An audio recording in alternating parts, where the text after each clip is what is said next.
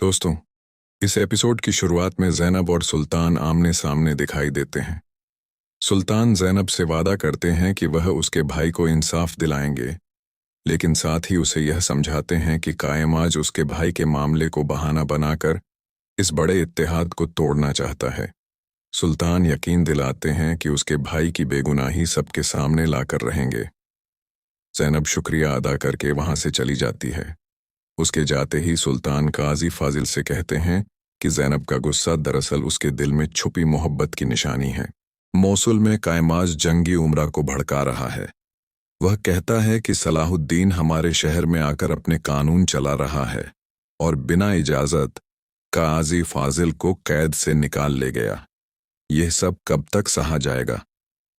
दूसरी तरफ विलियम यह सब सुनकर खिड़की के पीछे खड़ा मुस्कुरा रहा होता है। बाहर रास्ते में ज़ैनब को काजी फाजिल आवाज़ देते हैं। वह उससे कहते हैं कि वह हमेशा से उसके वफादार थे और रहेंगे। हर रात वह उसे ख्वाब में देखते हैं और उससे माफ़ी मांगते हैं। ये सुनकर ज़ैनब रो पड़ती है और कहती है कि वह बरसों से उसका इंतज़ार कर रही थी। काजी फाजिल वो रूमाल दिखाते हैं जो ज़ैनब ने उन्हें सालों पहले दिया था और कहते हैं कि जैसे यह रूमाल अब तक संभाल कर रखा है, वैसे ही उसके लिए मोहब्बत भी दिल में सुरक्षित है। अब वक्त आ गया है कि अधूरे रिश्ते पूरे किए जाएं। कुद्स में सबीला अपने भाई बादशाह बाल्डविन का हाल पूछने आती है। बाल्डविन कहता है कि उसे उसके चेहरे पर अपने लिए नफरत साफ दिखती है, लेकिन वह आखिरी सांस तक कुद्स की हिफाजत करेगा। यह सुनकर सबीला अंदर से टूट जाती है और रोते हुए बाहर निकल जाती है।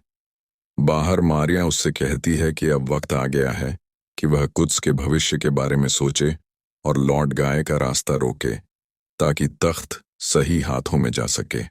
शुभक किले में हिदायत दी जाती है कि दुश्मन कम संख्या में है, लेकिन बिखर कर हमला करेगा। हर हाल में हज के रास्तों और किले की हिफाजत करनी है। दूसरी तरफ बालिन मार्कोस को हुक्म देता है कि सबसे ताकतवर सिपाहियों को पहले दस्ते में रखा जाए और पीछे तीरंदाज हों, ताकि किले पर संगठित हमला किया जा सके।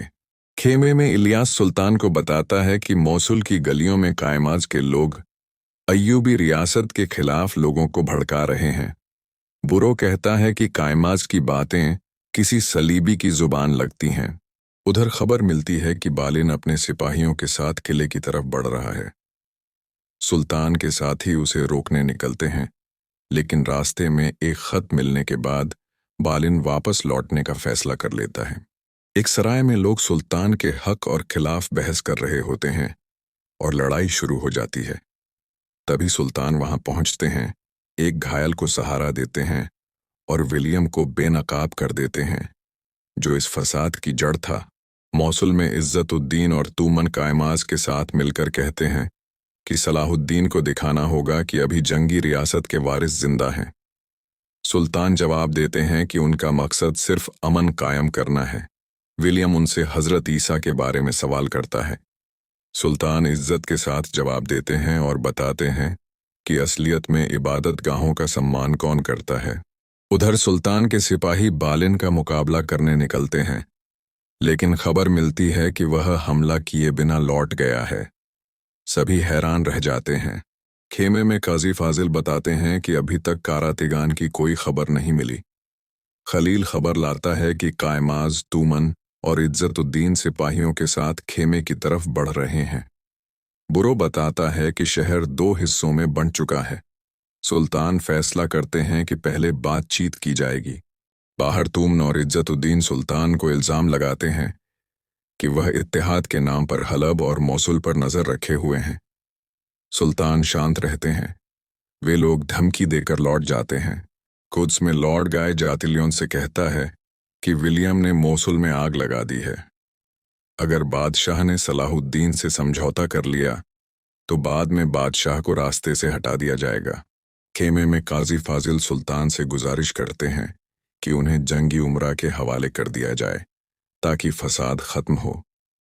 सुल्तान इनकार करते हैं और कहते हैं कि वह जानते हैं कि काजी बेगुनाह हैं।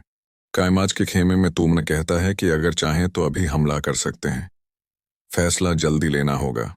दोस्तों, आज का यह एपिसोड यहीं ख़त्म होता है, लेकिन कहानी अब और पेचीदा होती जा रही है। अगर आप चाहते हैं कि आगे की हर कड़ी आप तक सबसे पहले पहुंचे, तो चैनल को सब्सक्राइब करना न भूलें। आपकी एक सब्सक्रिप्शन इस मेहनत को और हौसला देती है। अल्लाह करे आप सब सलामत रहें, खुश रहें, और जो भी दुआ दिल से करें वो कबूल हो।